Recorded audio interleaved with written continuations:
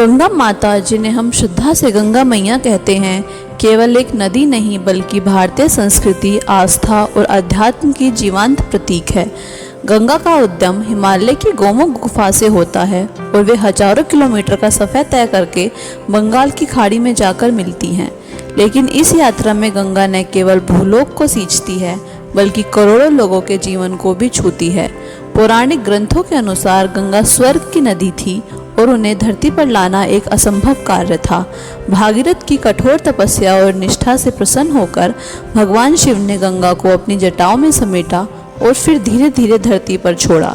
इसलिए गंगा को भागीरथी भी कहा जाता है। गंगा माता का जल हिंदू धर्म के पवित्र और मोक्षदायिनी माना जाता है। मान्यता है कि गंगा में स्नान करने से पाप कट जाते हैं और आत्मा को शुद्धि मिलती है। यही कारण है कि हरिद्वार, वाराणसी, प्रयागराज जैसे तीर्थ स्थान गंगा के किनारे बसे हैं और हर वर्ष लाखों श्रद्धालु वहां स्नान, पूजा और पिंडदान के लिए जाते हैं। कुंभ मेला का आयोजन भी गंगा तट पर होता है, जो विश्व का सबसे बड़ा आध्यात्मिक मेला है। गंगा केवल धार्मिक दृष्टिकोण से ही महत्वपूर्ण नहीं है, बल्कि वे भारत की जीवन रेखा भी है।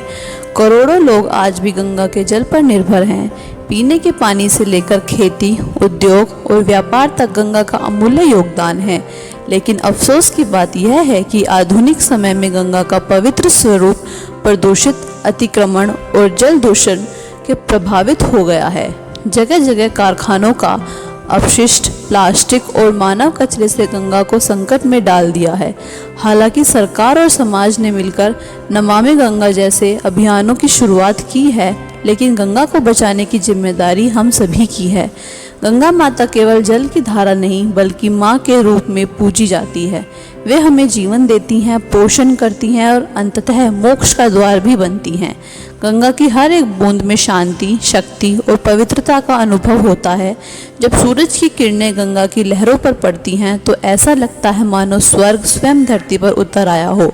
गंगा का प्रभाव हमें यह सिखाता है कि जीवन भी एक यात्रा है। बहते रहना, सबको साथ लेकर चलना और बिना किसी स्वार्थ के सेवा करना ही सच्चा धर्म है।